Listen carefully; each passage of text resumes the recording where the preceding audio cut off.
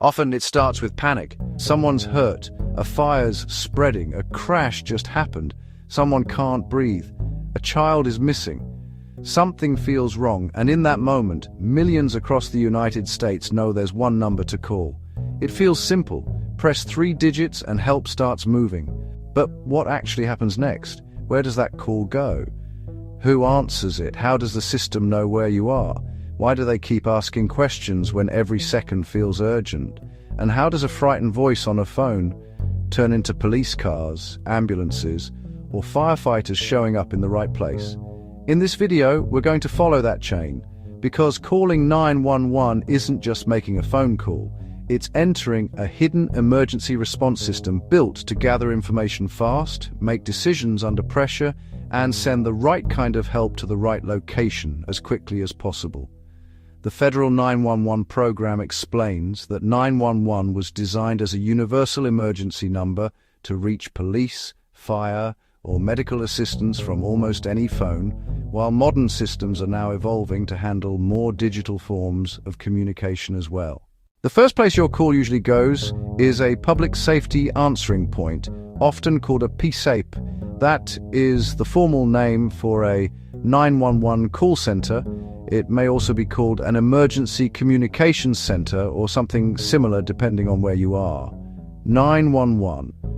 Gov says these centers are operated by local or state government agencies, and the people working there may be called call takers, telecommunicators, dispatchers, or emergency communications specialists.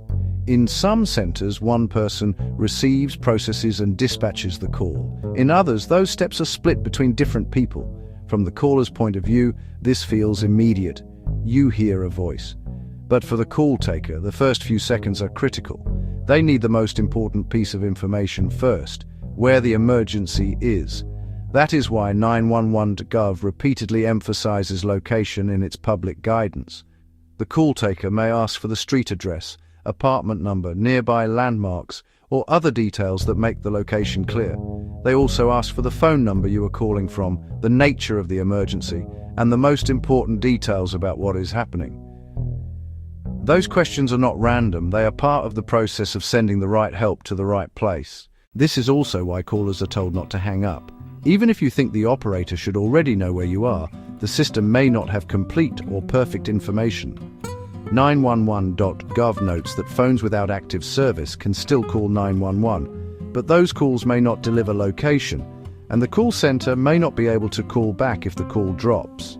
The same FAQ also notes that VoIP phones can create location problems unless their registered address is kept current, so the person on the other end still needs to confirm what matters most. That often feels counterintuitive in an emergency. People want to say, just send someone, but the system is trying to avoid sending the wrong help to the wrong place. A call taker who gets the address wrong, misunderstands the emergency, or sends units to the wrong jurisdiction has not saved time. They have lost it. This is why many 911 centers use established question protocols. 911.gov says many call centers follow protocols that guide callers through a sequence of questions to quickly obtain the information needed to dispatch the right responders. The same guidance points out that call takers may give instructions on what to do until help arrives, including first aid or CPR steps in some cases. That means the person answering the phone is often doing two things at once. They are gathering information for the responders, and they are trying to stabilize the situation enough to improve the outcome before responders get there. This is one of the most important things people do not realize about 911. The call is not just a request for help, it is the beginning of help. In some cases, that may mean talking someone through CPR. In others, it may mean telling a caller how to stay safe from a fire, how to keep pressure on a wound, or how to wait where responders can find them quickly. 911. Gov specifically notes that many call centers can tell callers what to do until help arrives. At the same time, the call is being entered into the dispatch system. The exact software varies from center to center, but the basic idea is simple. The call taker turns the emergency into a structured incident that can be viewed, updated, and routed to the correct responders. That information may include the location, type of emergency, safety concerns, caller details, and whatever additional notes are important for field units. Then comes dispatch. In some PSAPs, the same person who answered the call may also dispatch units. In others, the call moves to a dispatcher who sends police, fire, EMS, or a combination of them.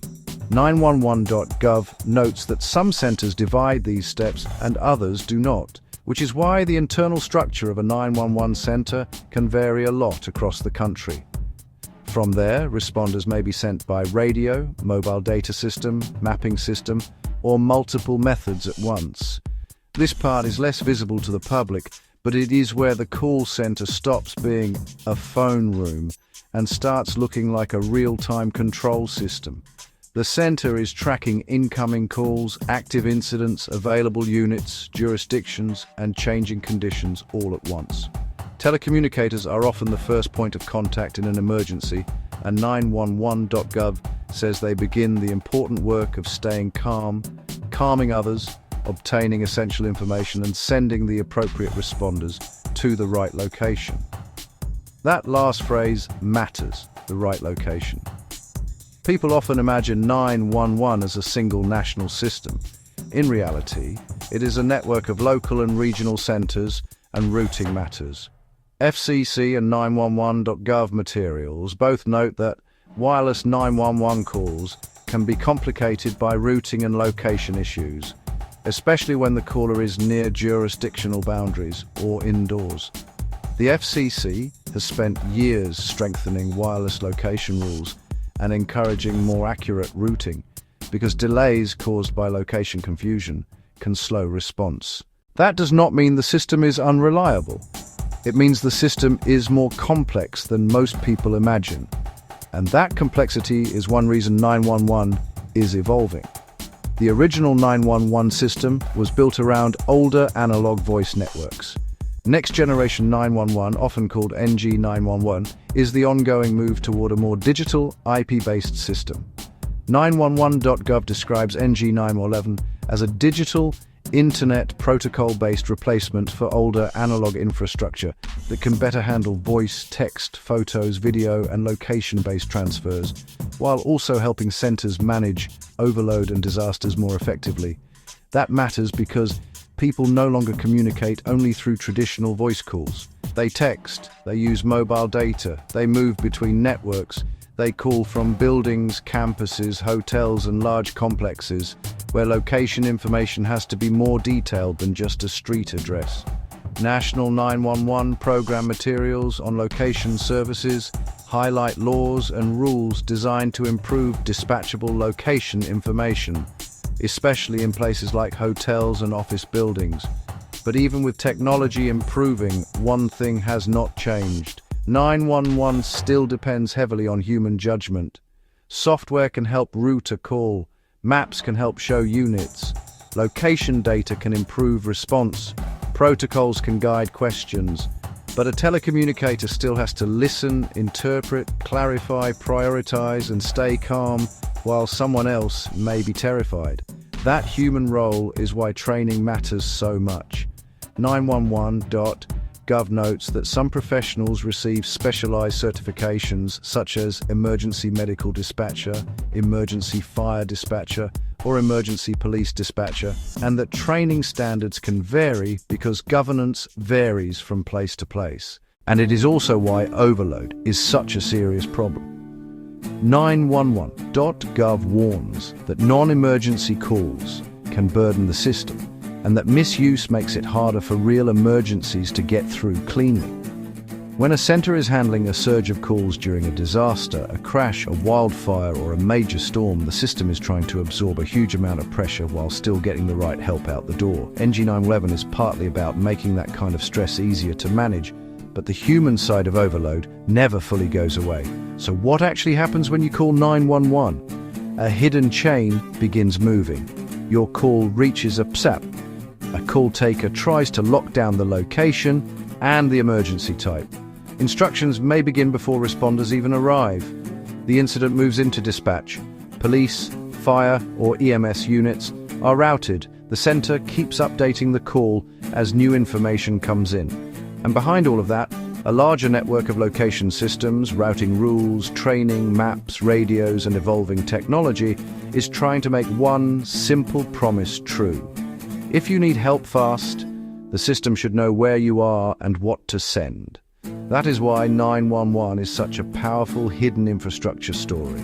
Most people only experience it in one of the worst moments of their lives. They hear a calm voice answer urgent questions and wait for help. What they usually do not see is everything happening around that voice.